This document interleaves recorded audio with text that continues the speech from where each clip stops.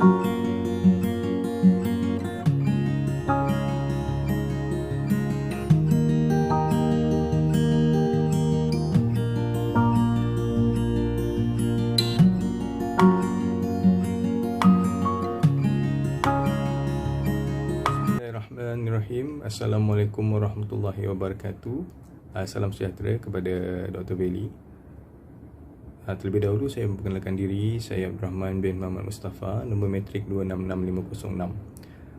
Saya akan membuat pengenalan mengenai tajuk pengenalan analisa impak COVID-19 ke atas kestabilan kewangan global dan kaitannya dengan pentadbiran kewangan negara.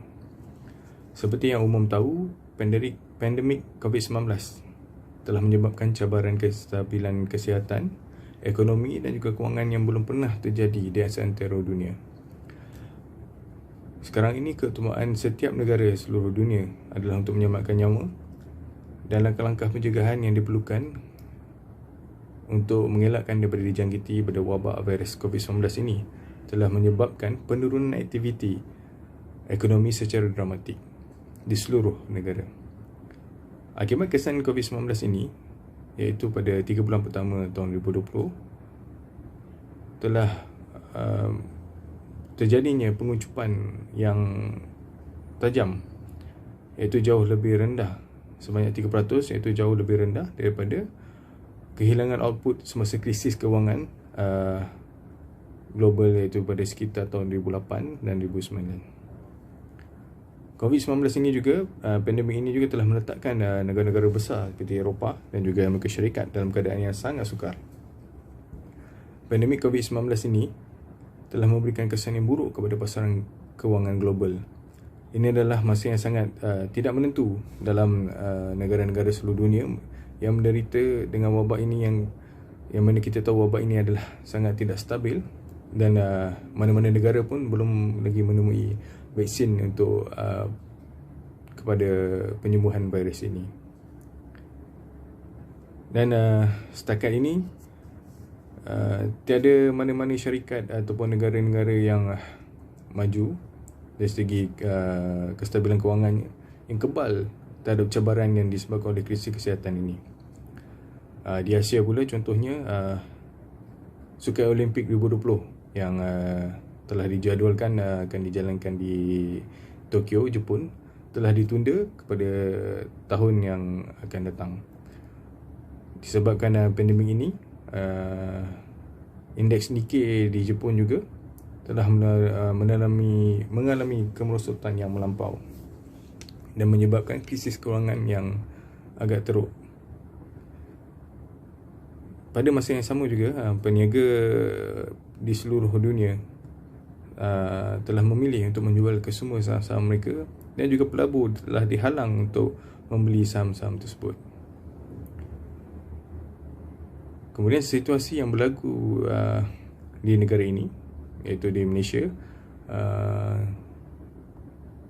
sekitar bulan Mac 2020, masih kita ingat lagi, telah bermulanya Perintah Kawalan Pergerakan yang di mana semua aktiviti-aktiviti rutin seharian kita, termasuklah sektor ekonomi, pelancongan, perdagangan, kesemuanya, pendidikan telah diperintahkan untuk ditutup buat sementara waktu. So dalam masa tempoh 3 bulan ini, negara berdepan dengan keadaan yang amat sukar, di mana kesemua kegiatan ekonomi yang menjana kestabilan kewangan kita telah pun terhenti. Jadi ini adalah memberikan satu tamparan yang hebat kepada negara kita untuk terus menjadi sebuah negara maju. Assalamualaikum dan salam sejahtera. Seterusnya daripada saya Muhammad Fazlan bin Abdul Majid, pemegang kad matrik 267483. Jadi seterusnya saya akan membentangkan untuk part saya, iaitu berkenaan dengan tekanan pada pasaran kredit di peringkat global. Jadi di dalam musim ataupun ketika penularan COVID-19 ini. Jadi seperti sedia maklum, pasaran kredit korporat telah merosot dengan ketara sejak akhir Februari berikutan peningkatan risiko kredit dan kecairan. Jadi di pasaran utama penerbitan Eropah pun merosot. Sementara penerbitan di Amerika Syarikat melonjak, menyebabkan permintaan berjaga-jaga untuk wang tunai dan tekanan di pasaran komersial. Seterusnya, sebagai tindak balas kepada tekanan di pasaran bond korporat, beberapa bank pusat termasuk Rizab Persekutuan Amerika Syarikat, Bank Pusat Eropah dan tidak kecuali Bank Jepun melancarkan kemudahan baru dan memperluaskan program yang ada untuk menyokong penerbitan dan pencairan korporat dan kertas pasaran. Dan tindakan ini membantu membalikkan beberapa penyebaran awal bond pelaburan dengan pelaburan yang lain. Dan juga ini memberi kesan kepada tekanan pada pasaran kredit di Malaysia. Jadi seperti sedia maklum, kebanyakan negara-negara ASEAN termasuklah Malaysia memiliki penapan kewangan yang mencukupi untuk mengarungi kesan semasa susulan penularan COVID-19. Tetapi namun begitu, penularan wabak COVID-19 ni yang telah kita lalui selama 10 bulan ni, dan kekurangan penarafan hutang untuk sebahagian negara ASEAN berkemungkinan akan terjejas bergantung pada tindak balas dasar yang dilaksanakan. Kesanlah daripada dasar yang khususnya daripada pihak kerajaan laksanakan. Seperti mana maklum, Bank Negara pun dah menyatakan bahawa Malaysia mungkin akan berdepan dengan kesukaran dari segi timbal balas, sebenarnya feedback daripada kesan daripada dasar untuk pemulihan ekonomi atau pemulihan sistem kewangan semasa COVID-19 ini. Dan juga pada masa sama kemungkinan kesukaran untuk mengukuhkan kedudukan kewangan awam. Dan disebabkan beberapa faktorlah, terutamanya harga minyak mentah yang lemah yang akan menyukarkan keupayaan kerajaan untuk memenuhi sasaran pendapatan. Jadi beberapa analisis pun mengatakan bahawa Malaysia berdepan dengan kesukaran, menguatkan lagi fakta ataupun menguatkan lagi andaian andaian yang mengatakan kesan daripada COVID-19 ini memberi kesukaran lah dalam merangsang pertumbuhan disebabkan dasar monetary yang longgar. Jadi ekonomi Malaysia setakat ini tidak mempunyai pilihan merangsang pertumbuhan untuk pertumbuhan melalui dasar fizikal yang mengembang. Dan cabaran yang paling besar di hadapan Malaysia dalam berhadapan dengan pasaran kredit ialah melaksanakan pengurangan fizikal untuk mengurangkan hutang awam. Sekian daripada saya, dan seterusnya saya akan serahkan kepada sahabat saya untuk membentangkan slide yang seterusnya. Terima kasih.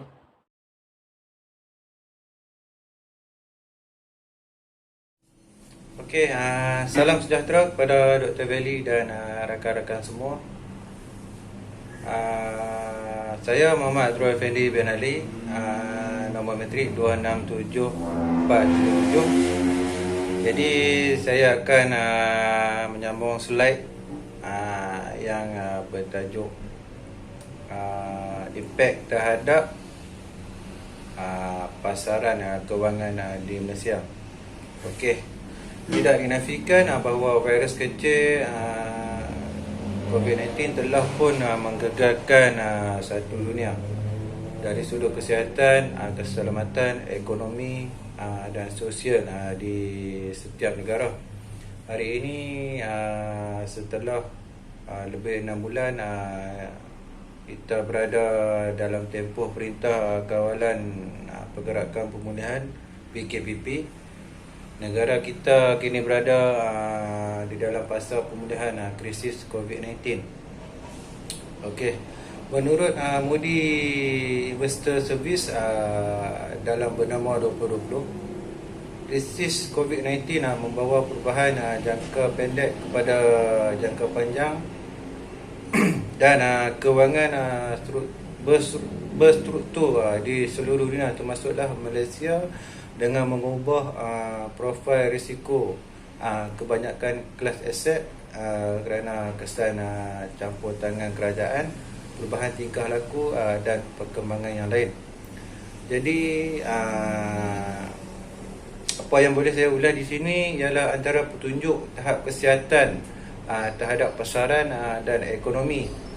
Tempatan yang boleh diguna pakai adalah indeks pelopor IP atau leading index dan indeks harga pengguna IHP atau consumer price index. IP ini menunjukkan kadar pertumbuhan tahunan dan kitaran perniagaan tempatan yang secara terus menunjukkan implikasi COVID-19 kepada pasaran dan ekonomi di dalam negara. Okey, berdasarkan kepada laporan bertajuk Coronavirus Pandemic will accelerate and reshape credit trend in struktur finance yang dikeluarkan oleh Moody Investor Service, menyatakan campur tangan kerajaan seperti pembayaran atau kemuflisan, pinjaman kecemasan, jaminan kerajaan dan lain-lain bantuan kerajaan, terutama dalam sektor penting yang mungkin akan berlaku pada masa depan berikutan keadaan penularan wabak COVID-19. Jadi menurut Governor Bank Negara Malaysia, Datuk Nur Samsiah Muhammad Yunus, ekonomi Malaysia adalah sangat pelbagai. So sekaligus membolehkan kita berdepan dengan kedudukan yang lebih baik. Jadi pelaksanaan projek infrastruktur juga akan menyediakan rangsangan tambahan kepada pertumbuhan ekonomi negara. Oleh itu, saya menyokong keputusan kerajaan yang membuka ruang kepada sektor ekonomi ketika Perintah Kawalan Pergerakan bersyarat, dan kini Perintah Kawalan Pergerakan Pemulihan PKPP agar ekonomi negara kembali pulih tanpa menjejaskan keselamatan rakyat terhadap pandemik COVID-19. Sekian ulasan saya tentang tajuk impak terhadap pasaran kewangan di Malaysia. Jadi saya serahkan kepada sahabat saya untuk slide yang seterusnya.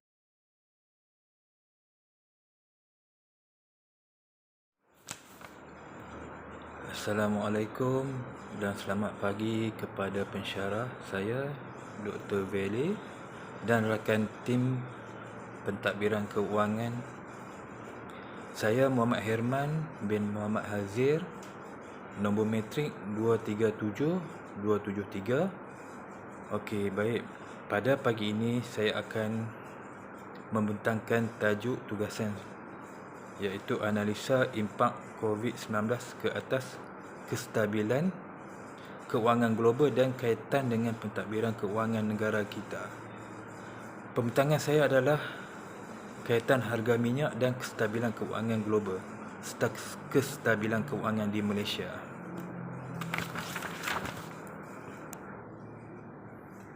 Okey. Kelas kalau okey. Pandemik COVID-19 dan langkah-langkah untuk kurangkan yang berkaitan menyebabkan pengucupan aktiviti ekonomi yang tidak pernah terjadi sebelumnya dan kejatuhan permintaan untuk produk dan minyak. Okey, harga minyak merosot di bawah $20, iaitu minyak mentah setung, kehilangan nilai hampir 70%. dengan kapasiti penyimpanan menghampiri hadnya mengikut OECD 2020. Selain itu, pengurangan permintaan untuk perjalanan dan kurangnya aktiviti kilang kerana wabak COVID-19 telah memberi kesan besar kepada permintaan minyak sehingga harganya jatuh. Okey, saya bagi contoh iaitu pada pertengahan Februari, International Energy Agency meramalkan bahawa pertumbuhan permintaan minyak pada tahun 2020 akan menjadi yang paling kecil sejak tahun 2011. Kemerosotan permintaan China mengakibatkan pertemuan untuk membincangkan kemungkinan penurunan pengeluaran untuk mengimbangi kerugian dalam permintaan iaitu OPEC. Okey, pada 8 Mac 2020 pula, Arab Saudi tiba-tiba mengumumkan bahawa ia akan meningkatkan pengeluaran minyak mentah dan menjualnya dengan potongan harga 6 hingga 8 setong US kepada pelanggan di Asia, Amerika Syarikat dan Eropah. Berikutan perundingan yang rosak, sebelum pengumuman itu harga minyak telah turun lebih daripada 30% sejak awal tahun 2020. Dan setelah pengumuman Arab Saudi, ia turun 30% lagi walaupun kemudian pulih sedikit. Okey, Kewangan banyak negara pengeluar minyak mengalami tekanan yang teruk. Iran yang mendapat 90% daripada anggarannya dari hasil minyak dan dapat menguap minyak dengan menguntungkan sepanjang berada di atas $60 setong. Okey, kita masuk. Saya akan menerangkan tentang harga minyak dan kestabilan keuangan Malaysia. Okey, krisis harga minyak global dan kemuncaknya penularan COVID-19 tahun ini memberi tamparan hebat kepada prestasi keuangan syarikat minyak global, terutamanya pada suku kedua 2020. Okey, selain itu, pelaksanaan sekatan dan kawalan pergerakan yang meluas di peringkat global pada April dan Mei 2020 bagi memendung penularan COVID-19 iaitu menjejaskan permintaan terhadap penggunaan bahan api. Ini kawan, sekaligus menjejaskan pendapatan syarikat penapisan minyak berdasarkan perangkaan agensi tenaga antarabangsa IEA. Permintaan minyak global juga jatuh hampir 20% pada suku kedua 2020.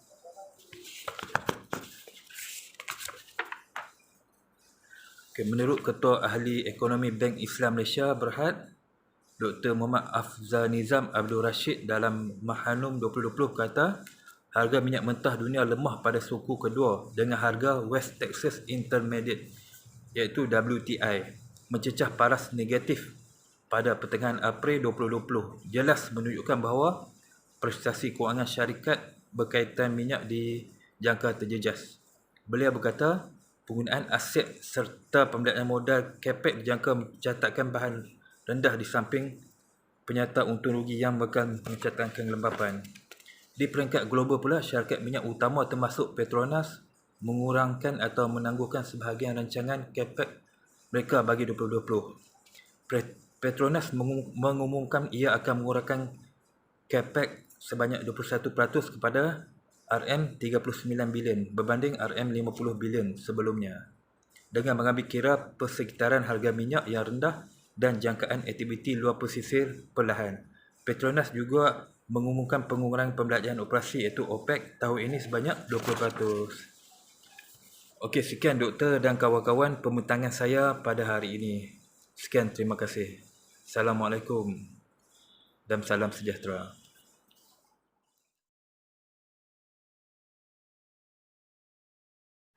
Saya Salasa binti Makno, matrik nombor 267337.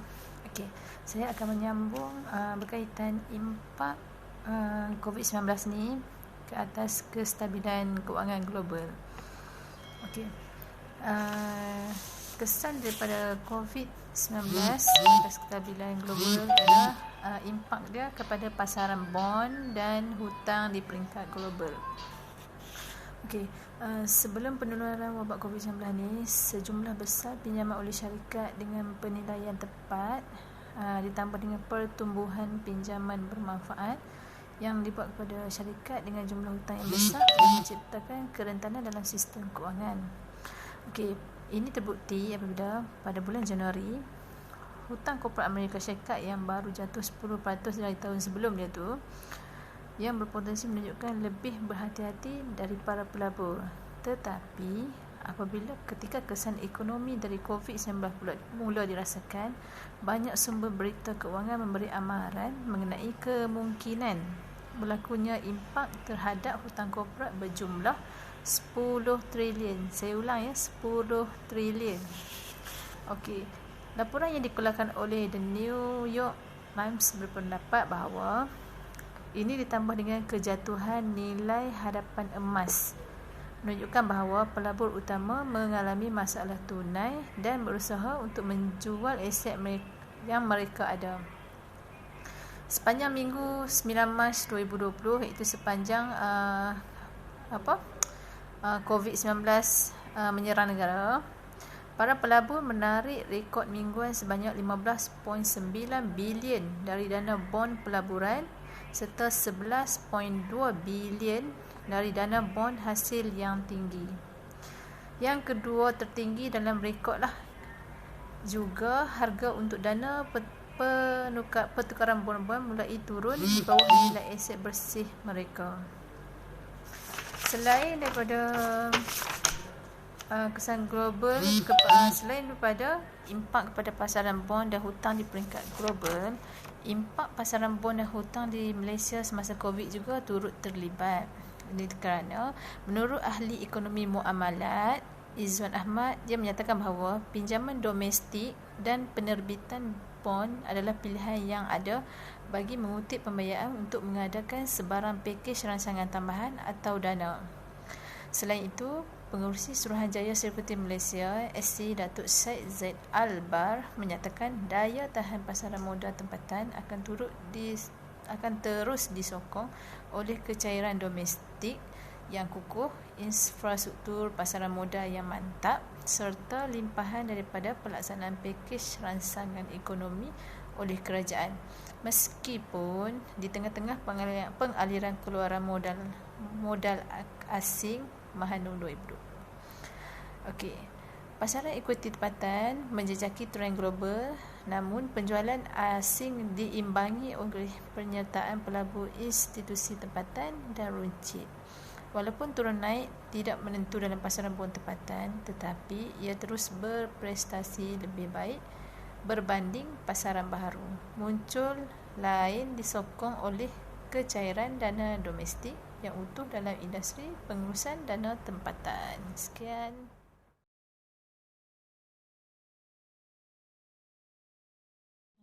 Okey, salam sejahtera. Saya Salma binti Makno, nombor metrik 267378. Hari ini saya akan menerangkan berkenaan dengan kemelesetan dan krisis ekonomi global ketika COVID-19. Seterusnya, akhir sekali kesimpulan lah. Okey, di sini kemelesetan dan krisis ekonomi global ketika COVID-19 ni ianya adalah berita penularan COVID-19 di negara China yang mulanya tersebar pada bulan Januari. Okey. Wabak ini mulanya kita dianggap sementara dan sebahagian besar ekonomi global akan selamat. Tetapi kejadian telah berubah secara mendadak sejak COVID-19 ini menjadi tersebar meluas dan menjangkiti lebih 30 juta orang sehingga kinilah. Okey. Atas sebab penularan wabak COVID-19 ini, wujud kejutan dari segi penawaran dalam ekonomi. Okey. Penawaran ekonomi iaitu kerajaan mengumumkan PKP iaitu Perintah Kawalan Pergerakan. Seterusnya langkah pergerakan dan penjarakan sosial. telah menyebabkan aktiviti ekonomi terhenti secara tiba-tiba. Okey, seterusnya sekatan terhadap operasi yang menyebabkan peniaga yang terkesan dalam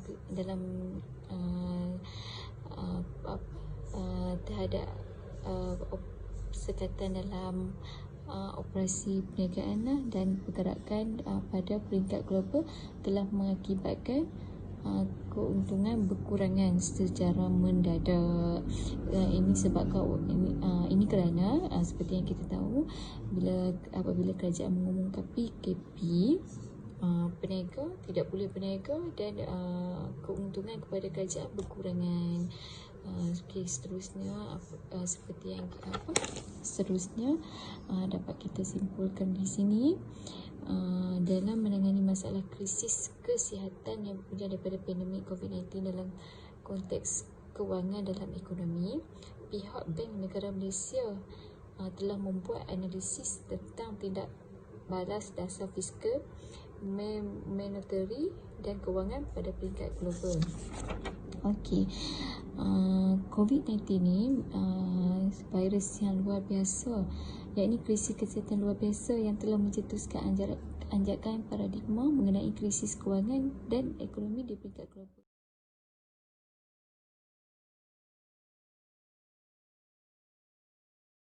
Terima kasih kepada rakan saya yang telah membentangkan ulasan di atas. Jadi saya akan menyambung part di slide yang bertajuk tindakan Malaysia dalam mengawal kestabilan kewangan negara COVID-19. Seperti mana yang anda tahu, COVID-19 telah memberi implikasi yang besar kepada seluruh lapisan masyarakat. Pada mulanya implikasi lebih tertumpu kepada soal kesihatan, namun telah mengganas dan turut menyerang sistem keselamatan kewangan, pendidikan sosial, malah mungkin boleh menjejaskan kestabilan politik jika gagal ditangani sebaik-baiknya. Oleh itu, kerajaan telah melaksanakan dasar monetari bagi meringankan beban aliran tunai yang dihadapi oleh firma dan isi rumah sejak tercetusnya pandemik COVID-19. Okey, ekonomi Malaysia meningkat pada kadar yang sederhana sebanyak 4.3% pada tahun 2019. Jadi pertumbuhan pada masa akan datang, khususnya pada suku pertama, akan terjejas oleh wabak COVID-19, terutamanya di dalam sektor yang berkaitan pelancongan dan sektor perkilangan. Oleh itu, kerajaan telah memberi bantuan prihatin melalui pakej rancangan ekonomi yang bernilai RM20 bilion yang diumumkan pada 27 Februari lalu, dan juga pakej rancangan ekonomi prihatin rakyat bagi melindungi rakyat, menyokong perniagaan dan memperkukuhkan ekonomi dalam menghadapi kesan pandemik COVID-19.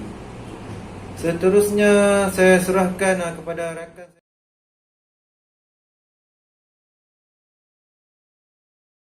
Demikian, parisian hadapan ekonomi memerlukan tindak balas dasar yang juga luar biasa bagi menangani kemelesetan ini. Itu sajalah. Okey, sekian, terima kasih.